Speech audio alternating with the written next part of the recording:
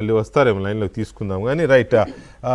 విజయ్ కుమార్, ఇక్కడ ఆయన చెప్పిన 2 పాయింట్స్ కూడా, ఒకటి రాష్ట్ర ప్రభుత్వాలు కేంద్ర ప్రభుత్వాలు విధానాలు మార్చుకోవాల్సిన అవసరం ఉంది, బాధ్యతారాహిత్యంగా వ్యవహరిస్తున్నాయి అనేది ఒకటి. తర్వాత ఈ ఫ్రీబీస్ అనుచితంగా ఉచితాలు ఇష్టారాజ్యంగా ఇస్తూ పోవడం వల్ల అంటే ఇక్కడ ఒకటి సంవత్సరానికి 4 లక్షల కోట్ల రూపాయల ముద్రణ, ఆ ముద్రణ విపరీతంగా దేశం మీద రూపీని పలుసన చేస్తోంది అనేది ఒకటి.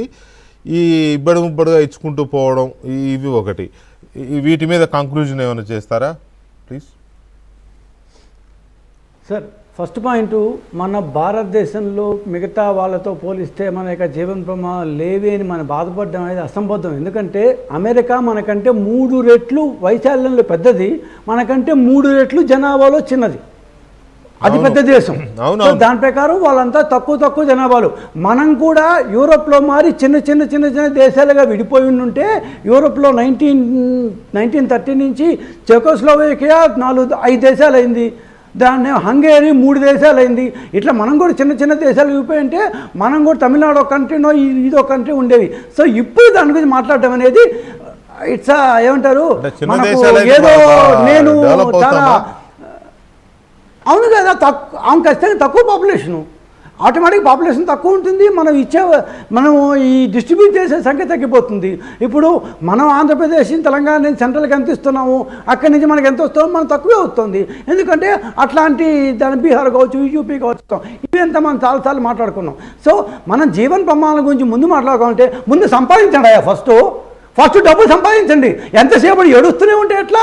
బాగాలేదు అంటే బాగలేదు అన్నారు. కాబట్టి ఈరోజు 4 ట్రిలియన్ల డబ్బులు మన దగ్గర ఉన్నాయి. ఆ డబ్బులు అందరికీ రావటం లేదు. అందరికీ మనం సోకాళ్ళు సమతావాదం ప్రకారం అందరికీ ఏమంటారు ఈక్విటబుల్ డిస్ట్రిబ్యూషన్ లేదనే విషయం నాకు తెలుసు, నీకు తెలుసు.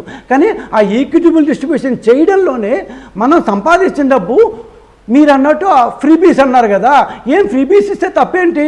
నేను ఇందాక ఎందుకు ఆ పాయింట్ అన్నానంటే, దాన్ని ఏమంటారు చక్రవర్తి గారు, ఆయన చాలాసార్లు మేము ఫేస్బుక్లో వాదించుకున్నాం, గవర్నమెంట్ స్కూళ్ళన్నీ మూసేయాలి, 90,000 ఉద్యోగుల్ని తీసేయాలి, 18 సంవత్సరాల మహిళలకి పెన్షన్ ఇస్తారా? మా ఇష్టం సార్. ఇప్పుడు మీకేం కావాలి? అవునండి, మీకేం కావాలి, నాకేం కావాలి? Who are you to decide? అరే ఎవరు డిసైడ్ చేస్తారు దాన్ని? ప్రజలు ఎన్నుకున్న ప్రభుత్వాలు డిసైడ్ చేయాలి. మీరు ప్రభుత్వం నంబరు, మీరు మామూలు నంబరు,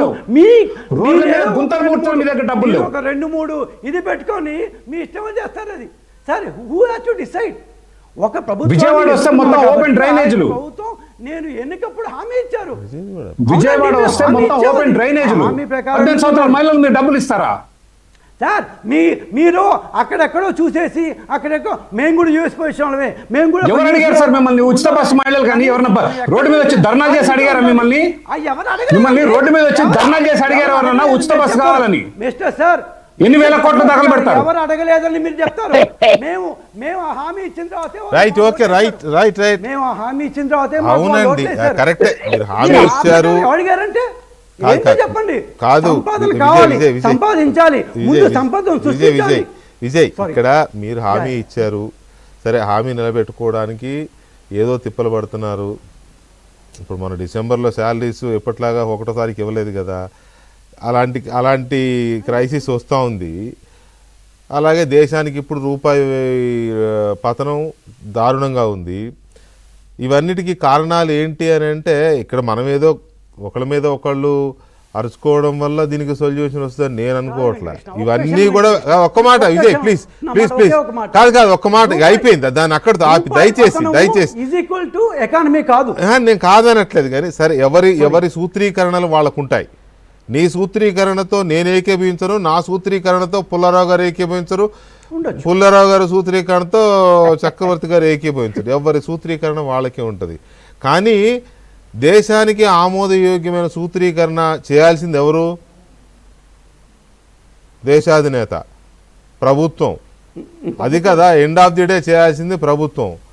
కానీ ఆ సూత్రీకరణలు స్వాతంత్రం వచ్చిన దగ్గర నుంచి ఒక్క వాజ్పేయి గారి హయాంలో తప్ప ఇప్పటి వరకు ఎవరో సరిగా చేయకపోబట్టే కదా ఈ దరిద్రం. ఈ డిబేట్ ఇప్పుడు దాకా మనం పెట్టుకున్నది ఏ అంశం మీద? ఇక వద్దు, దాన్ని వదిలే, అంతటితో వదిలే. దయచేసి విజయ్, ఇకనైనా మనం నవ్వేవాడి ముందు కాలు జారి పడొద్దు, నడుము విరగొట్టుకోవద్దు అన్నట్టుగా ఇకనైనా రూపాయిని ఆ సెంచరీ కొట్టకుండా వెనక్కి తీసుకొచ్చే ప్రయత్నం చేద్దాం.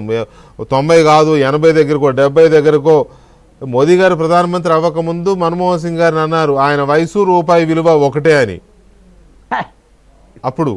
కాబట్టి ఇప్పుడు ఈయన వయసును దాటిపోయింది రూపాయి విలువ, రూపాయి పతనం. అందువల్ల అలా కాదు, ఇక్కడ ఎవరు నాయకులు అందరూ మనవాళ్లే, అన్ని పార్టీలు మనమే, ప్రజలు ఎన్నుకున్న పార్టీలు. దాన్ని కాపాడాల్సిన బాధ్యత ప్రభుత్వాల మీద ఉంటుంది. రూపాయి బలోపేతం అయితే దేశం బాగుంటుంది. అప్పుడు విశ్వగురువు అని చెప్పుకోవచ్చు. అతిపెద్ద 3వ కాదు 1వ 2వ అని కూడా చెప్పుకోవచ్చు. ఎప్పుడు మన రూపాయి డాలర్తో పోటీ పడినప్పుడు అది సాధ్యం కాదు. కనీసం కంట్రోల్ చేసుకుందాం, బలోపేతం చేసుకుందాం అనేది ఆలోచిస్తే మంచిదని చెబుతూ థ్యాంక్ యూ వెరీ మచ్.